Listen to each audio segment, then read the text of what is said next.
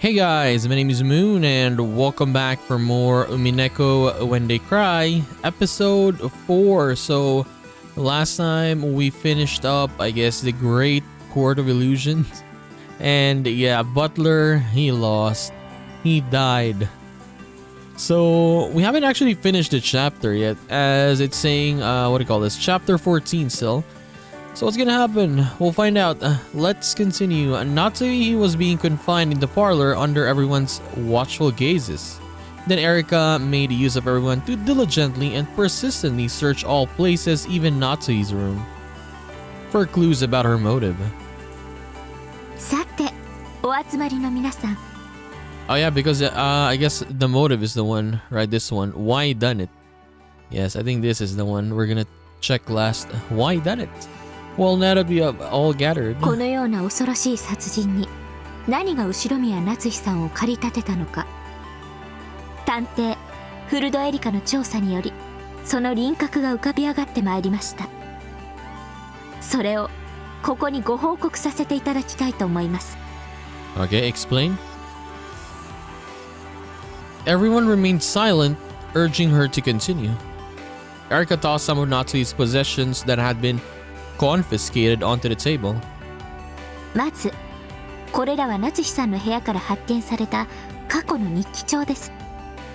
近年ではほとんど書かれていませんが、後宮家に籍を入れたばかりの頃については詳細な記述があります。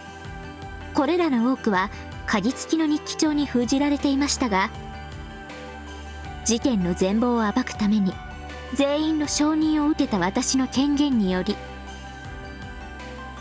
これらの鍵をすべて破壊させていただきました。人でなし。 Wait, what did you say? I didn't understand. Most of them, what?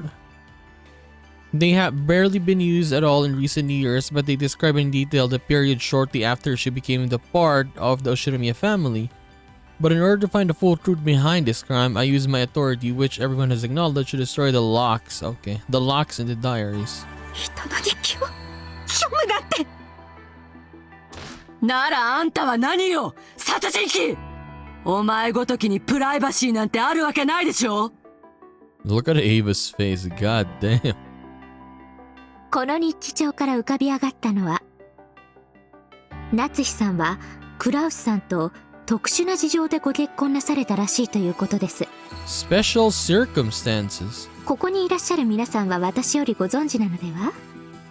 夏日さん、クラウスさんご夫婦は恋愛結婚でもお見合い結婚でもありません。 Normal. It's not even normal arranged marriage? What? いわば人質のような結婚でした。 It was like taking a hostage. Okay. そのようなことはありません。 Is that real? この赤い日記帳の24ページに以下の記述があります。私は後宮家に嫁という名で軟禁された人質なのです。でも私が人質となることで全てが丸く収まるならば。夏日さん、あなたは自分が人質であったことをここですでにお認めになっています。 Maybe in the beginning she didn't really like Kraus though, right? But yeah, then again, we saw some flashback that she was telling Beatrice, right? But is that real? I don't know. 熊沢さんは夏日さんがここに来られた当初からお世話をしていますね。当時のことを話してくださいませんか？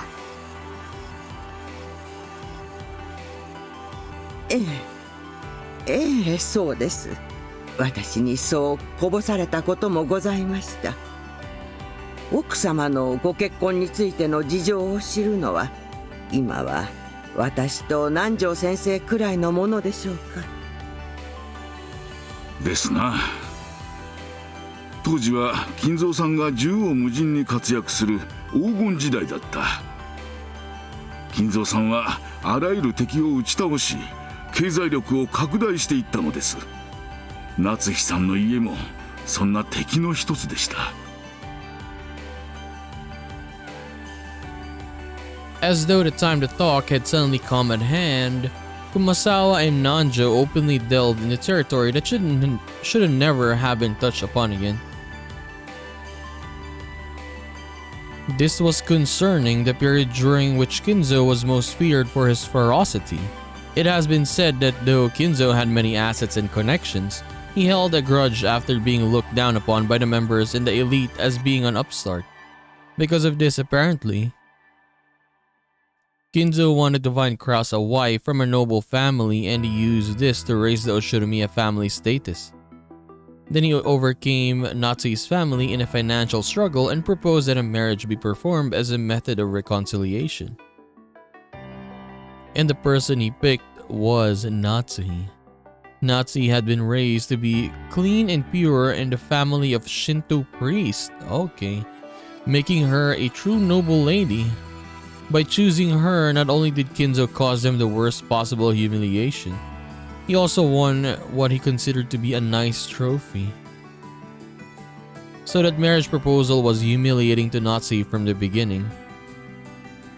この辺りの経緯については、今熊沢さんと南條先生がお話しくださったものと。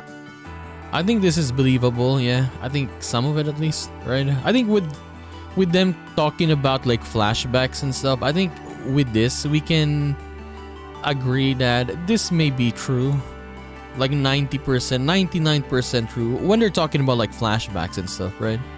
I think so. It feels like it as well. 日記帳に記されている内容が合致します。以上から夏日さんは後宮夏日を名乗ることとなった当初から後宮家に対し激しい憎悪を持っていたことがお分かりになると思います。どうですか、夏日さん。それはお認めになりますか？ All of the cold gazes turned to face Natsui. 確かに最初はそう思っていました。私は愛のない結婚を強要された花嫁という名の人質だとそう思っていました。ですが夫は私を人質などと見下しはしませんでした。私の事情を理解し同情と慈しみを与えてくれました。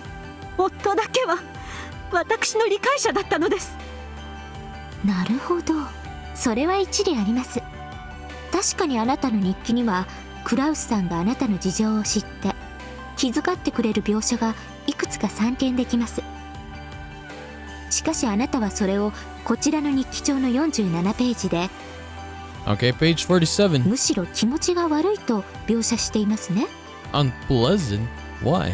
以下朗読します。クラウスの気遣いはむしろ私を惨めにさせるだけ。そうして私を恥ずかしめているのではないかとさえ思う時があります。 Maybe she just feels low, right? Like she feels less when Kraus is trying to do that to her. I don't know. 以上から夏日さんがそんな気遣いを見せていた夫を嫌悪していたことが伺えます。待ちなさい。確かに最初はそう思ったこともあります。まだ日々を不安に過ごす私が気遣いを素直に受け取れず邪推してそう記してしまったこともあったかもしれません。私はやがてそんな夫の気遣いに気づいてその気持ちを受け入れるようになるのです。 So yeah, I mean, obviously, we can say that yeah, in the beginning, she was not really, of course, 100% with Kraus. But as time went by, she learned to accept him, right? And then now we're here, I guess. Yes, and she's very loyal to the Oshiromiya family now. その記述は日記帳のどこにも登場しませんが、日記にさえ書かない秘められた気持ちというものもあります。 I mean, you should have wrote it though. If you can write your feelings early on that you don't really like the family and the husband in the beginning, you should have at least wrote that yes, as time passed by, I learned to love him. I learned to love the Oshiromiya family. Because yes, if a person finds this diary in the future, they would think that this is what the person experienced while living with the Oshiromiya family, and they would think that this person for her whole life would be like this. So yeah, it's wrong of her for not putting it there. あらゆる証拠品と証言から多角的に構築して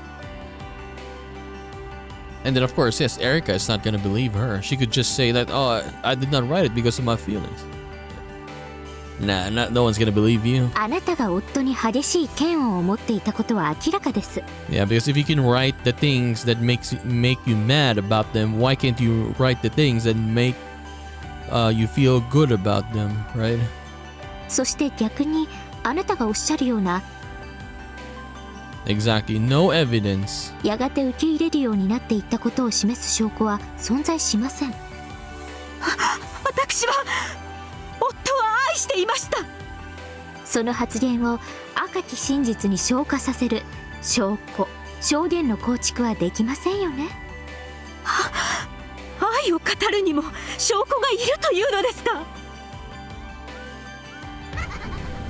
赤き真実以外は何も信じられません。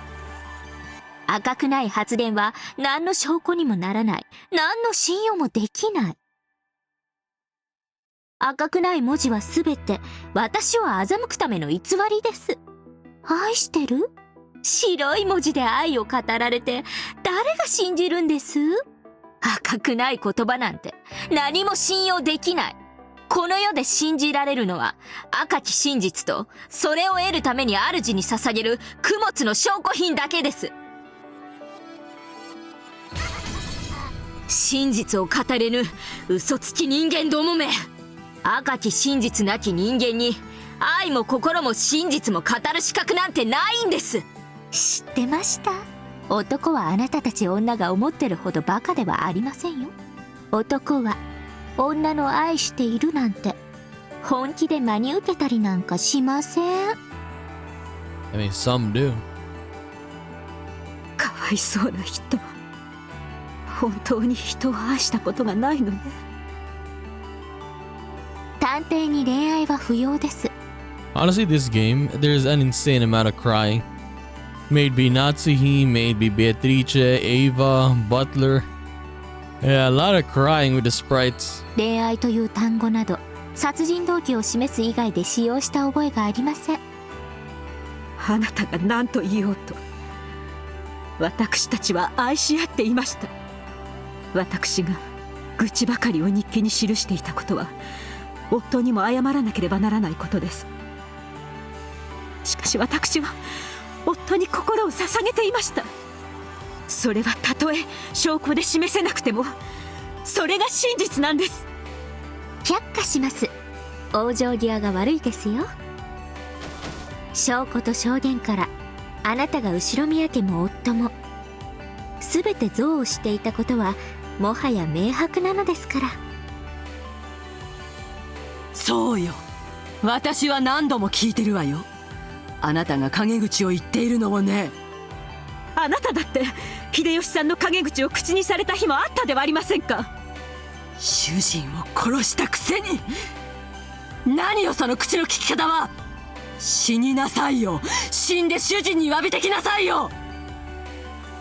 乱暴はやめてください、エヴァさん。今は私が犯人を追及して断罪する甘美な時間。あなたのものではありませんよ。さて、そんなわけで彼女は数年を経て表向きは生活に馴染んだように見えましたが、実際は心の中に強い憎悪を募らせたままでした。そんな彼女の中にいつか復讐したいと思う気持ちが芽生えたとしても何の不思議もありませんでした。勝手なことを言わないで。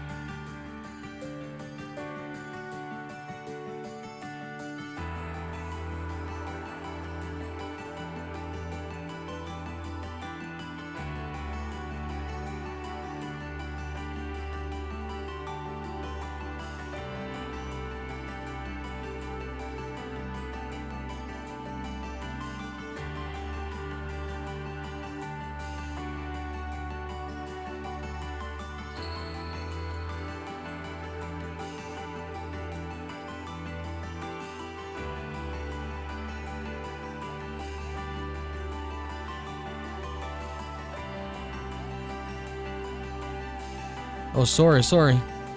I was muted, sorry. That had been painted over by a false truth in which she had hated her husband and swore against revenge against him. I'm sorry. The pen of the gods that composes the truth had been given to Erica. だから何？あんたの事情なんて知ったことじゃないわよ。人殺し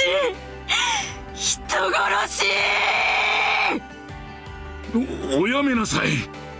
私には夏日さんの気持ちもよくわかるのです。いつかこういう日も来るのではないかと思っておりました。おいたわしや。 The thing for Ava is she's pretty much just hatred. She's so angry she doesn't want to hear anything else. 親父のわがままな人生に振り回された気の毒な犠牲者の一人だとは思うぜ。私は奥様のその心の痛みを存じておりました。そしてその支えになりたいと日々思っていたのですが、力及ばずこのようなことに。僕には愛憎の気持ちなんてわからない。 I don't even understand the emotions of love and hate. I mean, you do, though. You're just suppressing it, sir. You're just hiding it. あなたにもいつかわかるわ。そしてそれは生きる目的にも殺す目的にもなりうるの。A reason to live and also a reason to kill. That was nice of Kyrie to say, honestly. Yeah. And then Shannon comes in. The alternate. 本当に夏日おばさんが。ああ、それを言われると実は最後に一つだけ夏日さん以外に犯人の可能性のある人がいらっしゃいまして。 There's just one person besides Natsuhi that might be the culprit. Who is it then? 何？ Explain. おい、ふざけるなよ。なんでそんな大事なことを早く言わないんだ。夏日さん、実はあなた以外にも犯行の可能な方が一人いらっしゃるんです。あなたがどうしても犯人でないとおっしゃるなら、その方が犯人ということになってしまうんですが。 Is she gonna say the one who was calling? Is that it? それは誰だ？ Or is it gonna be Kinzo? She's gonna say Kinzo, right? I mean, Erica. She's baiting Natsuhi to say that Kinzo is dead. 誰なんだ？後宮金蔵さんです。 Okay, it's Kinzo. I told you. She's just baiting Natsuhi here. Because Natsuhi knows that Kinzo is gone now, right? So technically this is a bait for Natsuhi to say that Kinzo was already gone. And now what do you say? You're stuck again. Natsuhi's stuck, I mean. 金蔵さんは今日の未明、3階書斎の窓からお出かけになられたまま行方知れず。そうでしたね、バトラさん。夏日さんと同じように。 Honestly, Erica is she's annoyingly good. Right? Yeah, she's annoyingly good. 金蔵さんにも全くアリバイがありません。 Like good as in she can counter literally whatever they say. And I find it funny. And yeah. 実は今回の事件、金蔵さんにも犯行は可能なんです。私はてっきり最初からいらっしゃらない人物だと決めてかかっていたので。 And then she's thinking ahead on what she's gonna say, just like this. Like there's another person that can be the culprit, Ushirimiya Kinzo. But then, yes, as Natsuhi said, Kinzo is alive. Now Natsuhi is stuck right now, as they can't find Kinzo, correct? So basically Erica is like, I know you cannot say anything. I know you cannot counter that. 今の今まですっかり失念していました。それをお詫びいたします。 She didn't look shy or apologetic in the slightest. Erica bowed in as unpleasant as a manner as ever. She held her grudge ever since her defeat in the study battle. I mean, she got humiliated then. That's 金蔵 why. さんの信頼を受けて最もその身近でお仕えしていた方でしたよね。なら夏日さんが一番よくわかっているのではないでしょうか。この事件が実は後宮金蔵さんによる当主の犯罪であることを。 Honestly, if they didn't reveal Kinzo was dead, maybe you could argue, right? Like even in the question arcs, if they did not reveal that, I don't know why they revealed that quite early in the question arcs in episode 4, early in episode 4, and now here. If they did not say to us that Kinzo was dead, we could probably still believe that maybe he's actually alive, right? Yeah, maybe you could say that. But they did reveal that he was gone, so it is what it お is. 父様を犯人呼ばわりするというのですか。ご安心を。金蔵さんが犯人ということであっても、ホワイダニットを構築できるだけの証拠と証言をすでに十分に用意してあります。 So she has a whole explanation if Kinzo is the one, the actual culprit. あなたが金蔵さんをかばうために自らを犠牲にしたという筋書きでも十分に対応可能です。近年 Ellery Queen. 探偵の推理さえも筋書きに組み込まれている可能性がありますから、本当に油断ならない時代になったものです。お父様を犯人呼ばわりするなどこの私が許しません。夏日さん、頭を冷静にして胸に手を当ててよく考えてください。あなたが実は金蔵さんが犯人でしたと告発してくれれば、この事件は全て解決するんです。 But yes, she is not gonna do that. Dead or alive, she's not gonna say that. あなたの濡れ衣は晴らされ、名誉も回復されるでしょう。 In other words, by pushing the crime onto Kinzo, Natsuhi would be saved. However, 私はお父様より後宮家の名誉を託されたのです。その私が濡れ衣を晴らすためだけにお父様の後宮家の名誉を自ら汚すと本気でお思いですか。 of course, Natsuhi knew that she wasn't the culprit, and she also knew that Kinzo wasn't.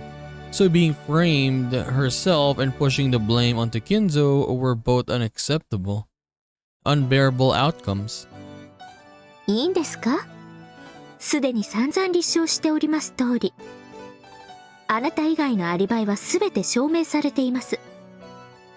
あなたが金蔵さんを告発されないならば、やはりあなたが犯人だということで、今度こそ本当に特定され真実となってしまいますよ。 What can you say about Natsuhi? Stubborn? Is stubborn the word? I think so, yeah. Stubborn. She's very stubborn. 私を犯人だと決めつけることがあなたの真実だというのなら、お好きになさればいいでしょう。私が無実であることを神様はきっとご存知です。 She's very loyal. Yeah, she's very loyal. 必ずやいつか私の無実を証明してくれます。 If it came to a choice between her and Kinzo being framed, Natsuhi would sacrifice herself. Perhaps that was her way of protecting the Oshinomiya family's honor. 夏井、チャンスをあげたのに。 Stupid woman. This future where your name will eventually be cleared doesn't exist for any of you, not for any of the pieces on this board. Natsuhi had made her decision. If they were going to call her the culprit, she would let them. She boldly rejected the thoughts of selling Kinzo's honor to gain a momentary crude where she wasn't the culprit. And therefore, the tale was woven with her as the culprit. In the future, if the accusations against her are proven false, this tale will probably be rewritten. However, that future will never come. I think Truth is a fleeting thing. Even if I am a good person until my death, if some heartless person after my death overwrites the records and says I wasn't a good person, and if that is shared with everyone else, I guess yeah, a lot of people will believe it. Then even all the goodness in which I've lived my life could be overwritten easily. That is true, yeah, that is 100% true. And so I think that I won't live as a good person for all eternity. 金蔵さんが犯人でないとおっしゃるならば、金蔵さんに犯行が不可能であるというアリバイが必要です。そうでなくては真の意味で夏日さんを犯人だと特定できません。Erica has probably known for a long time. Kinzo is nothing more than an illusion to make the inheritance problem more uncertain. However, it would be very hard to prove that he was an illusion. The only way to do this would be to confirm Kinzo's death. Literally like seeing his actual body. If they can see the body, yeah, confirmation. But as she has been made known by the Red Truth in previous games, Kinzo died a long time ago. And in the 5th game, his corpse hasn't even appeared. Kinda true, yeah. He did not show up and then burn. In situations like this, it wouldn't be easy to absolutely prove his death.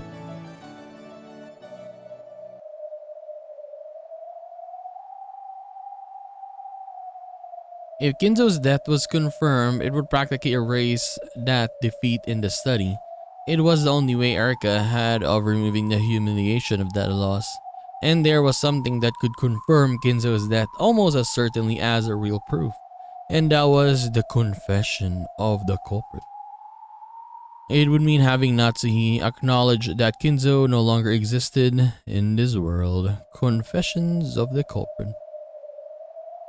That way, it would be acknowledged that Erica's reasoning the study was correct. That loss would be painted over and it would be rewritten as Erica's victory.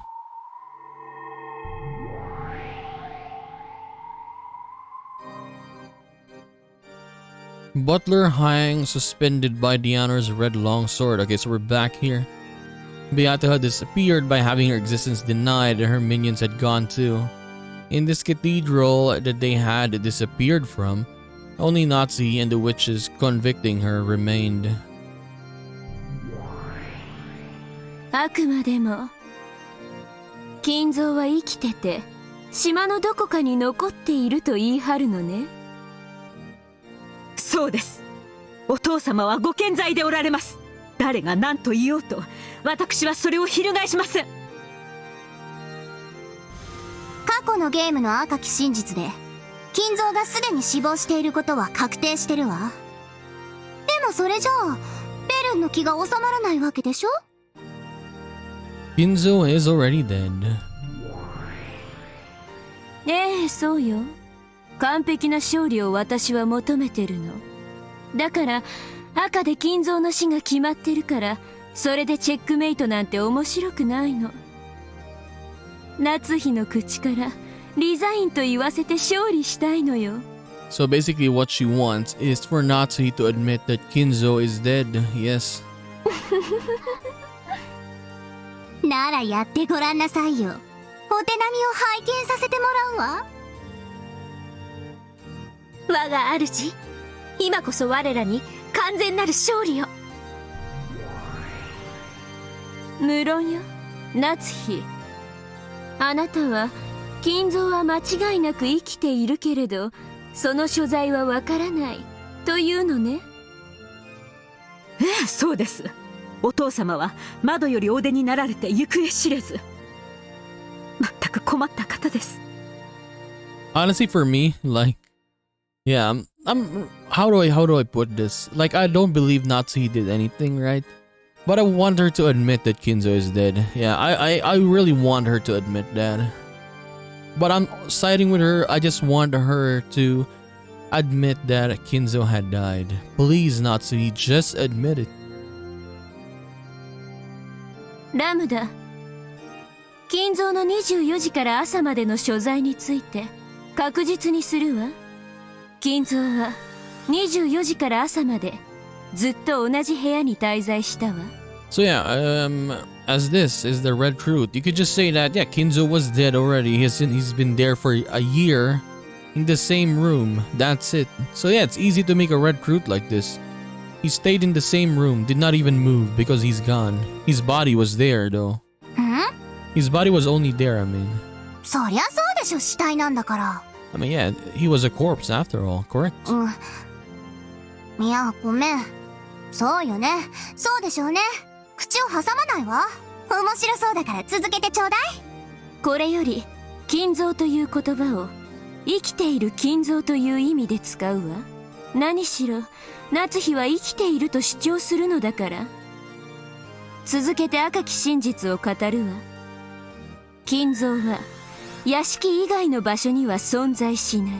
Kinzo does not exist anywhere outside the mansion, so yes. You could remove... Yeah, for my theory back then, I said that maybe Kinzo was buried, so... It was the least likely that would happen with Kinzo, buried. So yeah, you could say now that he was not buried. He's just inside the mansion. So yes, more or less he's inside like a storage place, a freezer, a morgue, wherever in the mansion, I mean. そうよね、エリカ。はい、我 And が主。 he has been there for a year. 金蔵の姿を探し、屋敷の外、敷地内をくまなく捜索しました。 Honestly, like Erika's like a dog on it, right? Like whenever Burn Castle talks, Erika's just, yes, yes, my master. しかし、金蔵は発見できませんでした。 I mean, that is her character though. Yeah, she wants to please Burn Castle. Because of the detective's authority, Erika could find all clues. Therefore, if Erika was unable to find a hint that Kinzo existed outside the mansion, it was the same as proving that Kinzo didn't exist outside the mansion. Therefore, Burn Castle repeated that truth of Erika's. 金蔵は屋敷以外の場所に存在しない。ねえ、夏日。なら、金蔵が存在するなら、屋敷内のどこかにいることになるわ。どこに金蔵が隠れているのか、心当たりがあったら教えてくれない？わかりかねます。何しろこの定期です。中庭へ出られた後、お屋敷のどこかへ隠れ、雨をしのがれていたとしても何も不思議はありません。私はこれからも同じ質問を数度繰り返すわ。あなたに名誉ある幸福の機会を数度与える。痩せ我慢が過ぎると本当の名誉まで失うことになるわよ。いかなる脅しにも私が屈することはありません。あなたは本当にいじめがいのある駒だわ。では続けるわよ。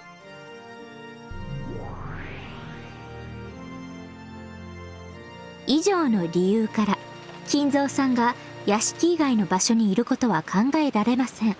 そこでまず書斎のあった3階を徹底的に捜索しました。だがどこにも隠れる場所はなかった。3階に親父の姿は影も形もない。ではどこにいるんでしょう、夏日さん。知りません。3階にいないなら地下にでも隠れたのではありませんか？ええ、地下ですね。 The basement. ボイラー室、地下倉庫など怪しげな地下も全て捜索させていただきました。ええ、私も探したわ。お父様の姿なんてどこにもなかった。繰り返します。金蔵さんはどこにいるんですか、夏日さん。なら1階か2階にでもいたのでしょう。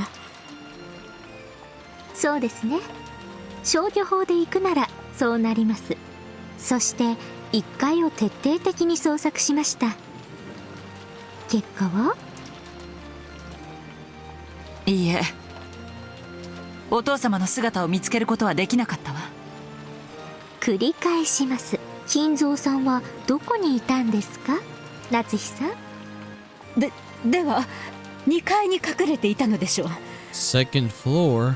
お父様が隠れている場所を私が知るわけないでしょう。本当にそうでしょうか。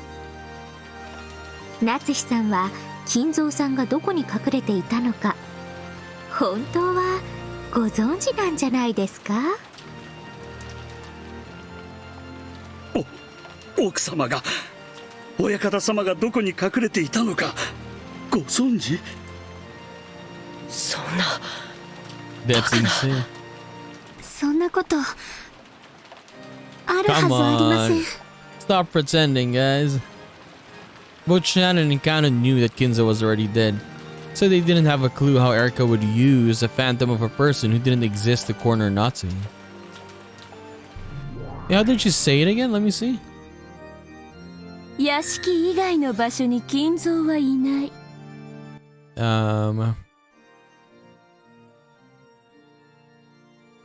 Do you really not know? That was it? Okay. 3階に金蔵はいない。地下に金蔵はいない。1階に金蔵はいない。 So second 以 floor. 上から金蔵が存在しうる余地の検討は2階だけとなるわ。赤き真実を認めるわ。夏日、金蔵は2階のどこかにいるはず。まだどこに隠れてるか教えてくれないの？何度聞かれても答えられないものは答えられません。エリカ、それでは端から順に2階の全てを捜索していきなさい。全ての手がかりを絶対に見落とさず、いかなる隠し扉も隠し部屋も看破できる探偵権限で。はい、我が主。夏日さんって結構頭悪い方ですよね。まだ話の落としどころ見えないんですか？余計なことは言わなくていいわ。さあエリカ、全員を引き連れて捜索を始めなさい。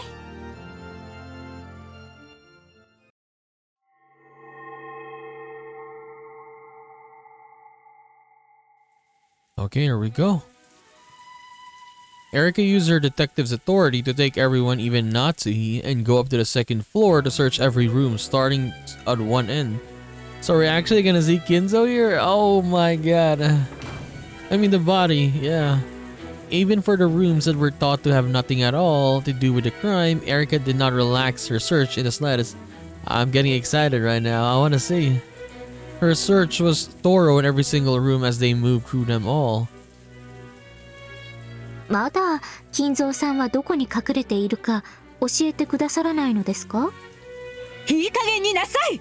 私は知らないと何度口にすればいいのですか？夏日さん、このまま調べていってもきっと金蔵さんは見つかりませんよね。Of course, Kinzo doesn't exist. No matter how long the search continues, it's just a waste of time. This was known by Erika of the Witch's Peace and Natsuhi, the one who knew the truth. となると、捜索はあの廊下の突き当たりの部屋を最後とします。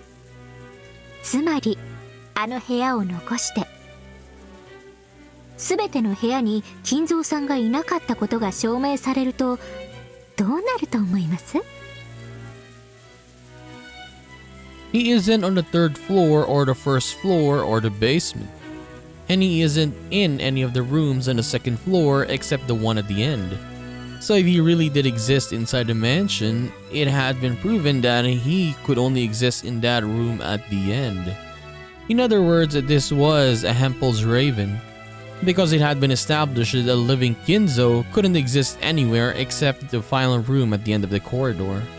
That automatically meant that a living Kinzo existed in that final room. And the room at the end of the corridor was...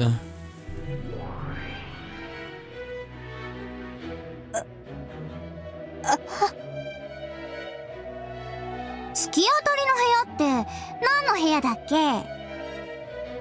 Lamda Delta was munching on a refill of popcorn. 夏日の部屋です。ラムダデルタ卿。 Why is there a room at the end? つまり金蔵は夏日の部屋以外に隠れ場所はなかったということになるのよ。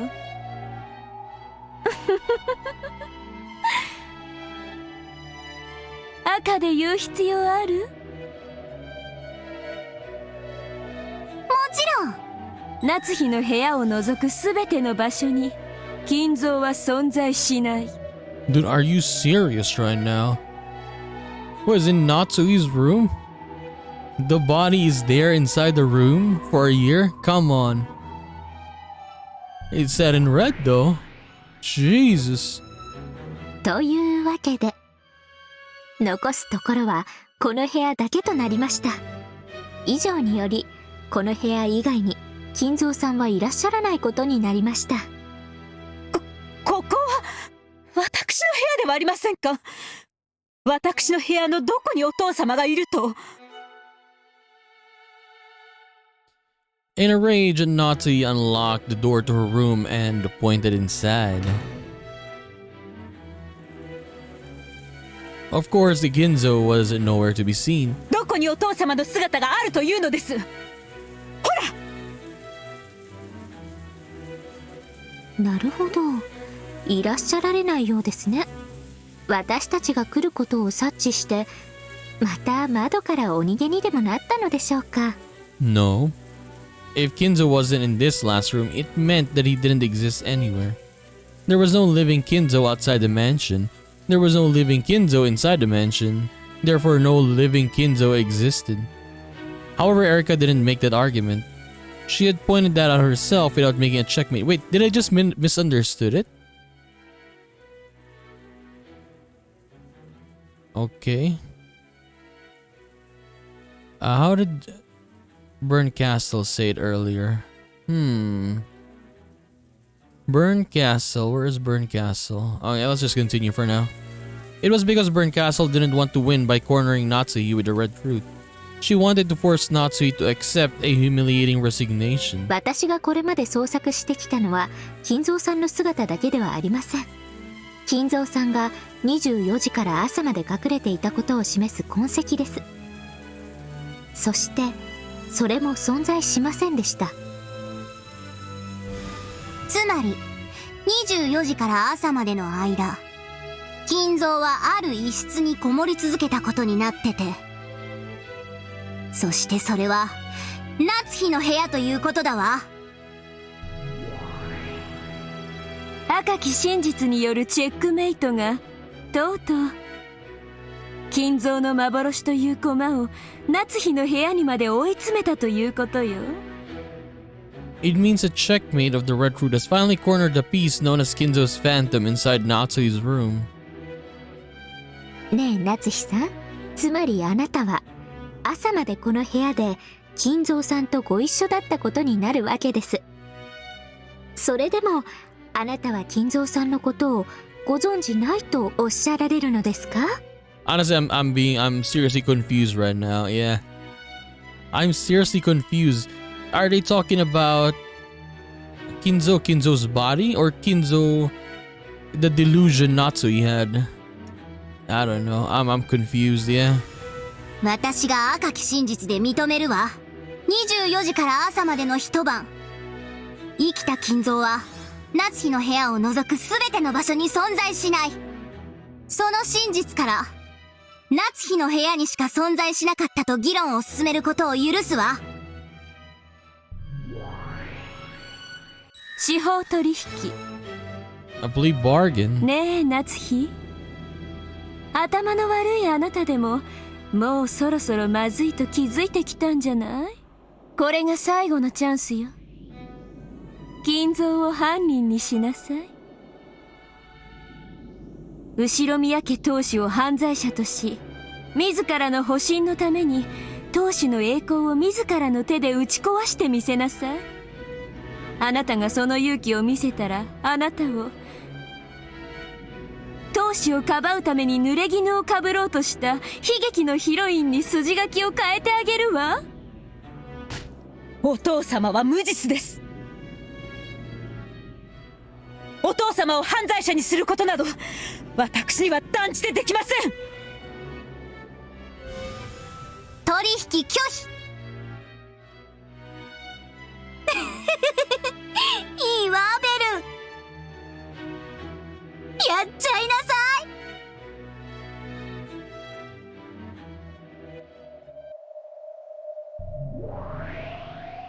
24時から朝までの一晩。 For the entire duration of the night between midnight and 生き morning. た金蔵の存在する余地はあなたのベッドの中以外に存在しない。 What? A living Kinzo could not have existed in any place except inside your bed. What? それは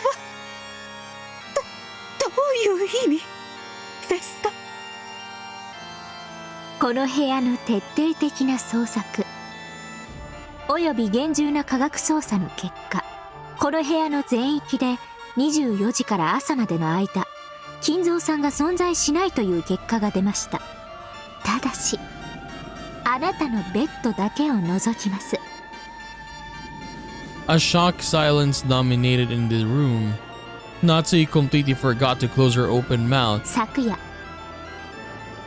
黄金発見の前後の頃、推定23時頃、3階窓より脱出した金蔵さんはあなたの部屋のベッドの中にかくまわれていたということです。そしてさらに気の毒な捜査結果ですが、あなたもこのベッドで就寝されていたことが判明しています。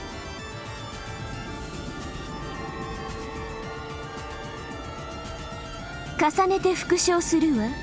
24時から朝までの一晩、生きた金蔵の存在する余地は夏日のベッドの中以外に存在しない。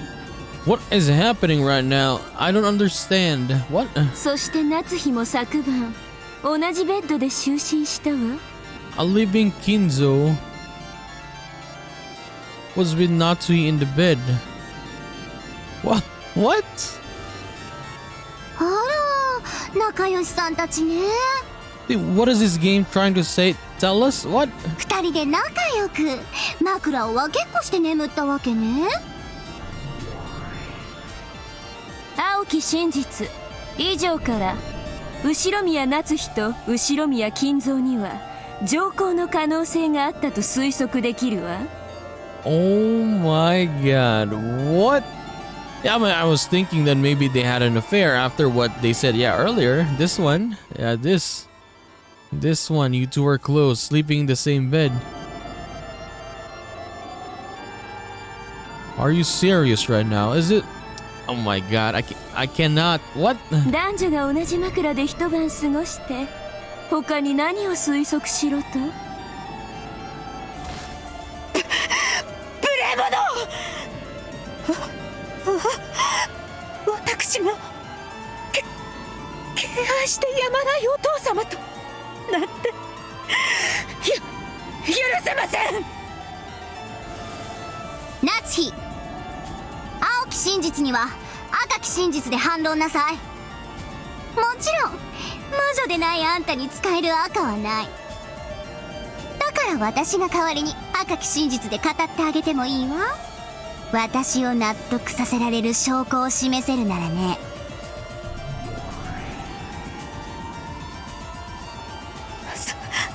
そんな証拠 あるわけがありません。 Yeah, true. How? 私をどこまで愚弄するというのですか。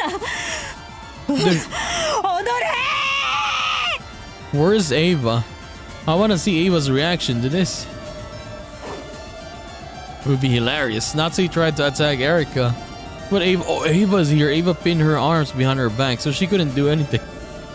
なんというおぞましいことでしょう。夏日さんは後宮家に復讐するためにまず後宮家の全てを乗っ取ろうと企てたのです。そのため夏日さんは体を武器に金蔵さんを籠絡したのです。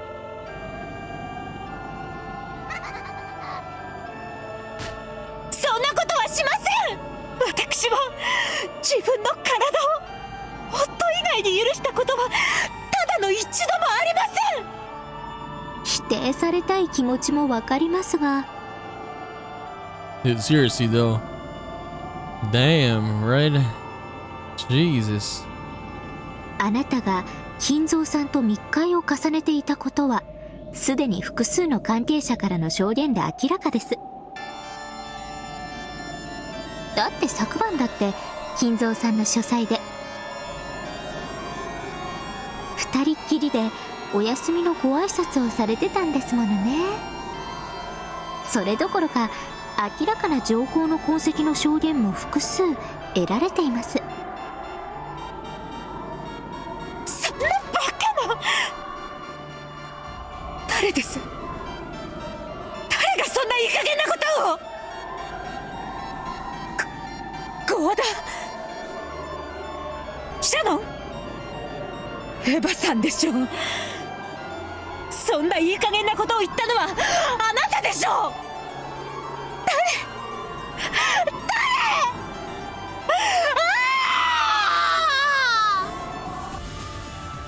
関係者証言を受領したわ。 Honestly, this thing is pretty much humiliating for Natsui. I don't think this is correct though, but oh my god. これは致命的ね。もう疑いようがないわ。ねえ夏日、もうあんたの名誉なんてこれっぽっちもないわけだけど、最悪のかけらを紡がれる前に最後にもう一度だけチャンスをあげるわ。金蔵はいませんでしたって言ってごらんなさい。そうよね。夏日、あんた強情だわ。 Stubborn Natsui. So they're literally just cornering her to just admit that Kinzo wasn't there or Kinzo is dead, but she doesn't want to say it. もう後ろ宮家なんてどうせボロボロじゃない。そんなにも金蔵がいることにして遺産問題をうやむやにしたいの？ So what's happening now is they're literally humiliating her because she doesn't want to admit it. これは私がお父様に託された後ろ宮家の名誉を守る最後の試練です。夫の事業は必ず結実します。それによって借金を返済するまで後ろ宮家の家督を引き渡すわけにはいかないのです。お父様の名誉も夫の名誉も私が守ります。それが私の使命なんです。死者の名誉を守ろうとは見上げた根性だわ。死者じゃないわ。夏日の頭の中の都合のいい妄想の名誉よ。 Wait, what?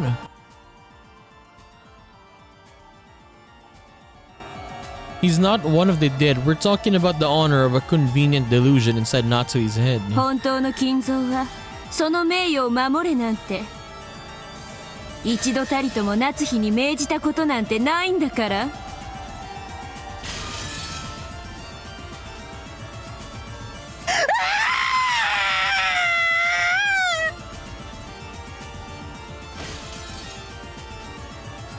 As Natsui screamed, she fell down to her hands and knees. She no longer had any way to reject the fake truth that Burn Castle and Erica had weaved. ゲームマスター、ラムダデルタの名において本ゲームの勝利者がベルンカステル教であることを認めるわ。意義ある者は名乗りを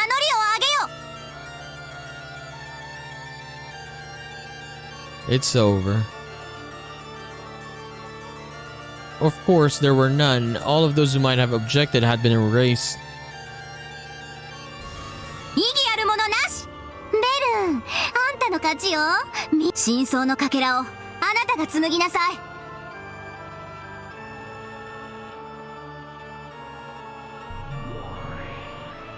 い。ええ、それでは私が真相を紡ぐわ。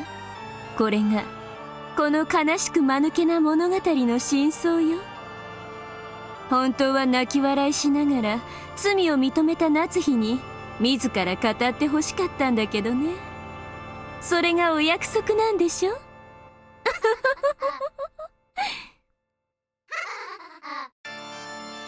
Can you believe it though? Can you believe it?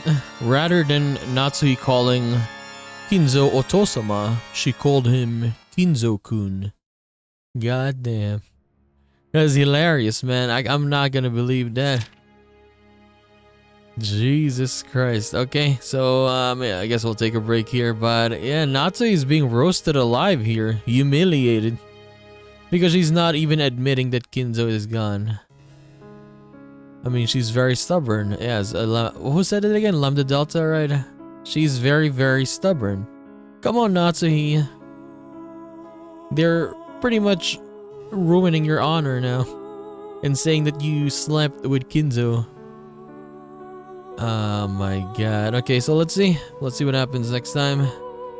I mean, Lambda Delta said, or Berncastle, that this is gonna be the fragment of truth. We'll see. We'll see how it works. So we're gonna continue this and do more of Umineko When They Cry episode 5 in the next one. So I'll just see you then, guys. Bye bye.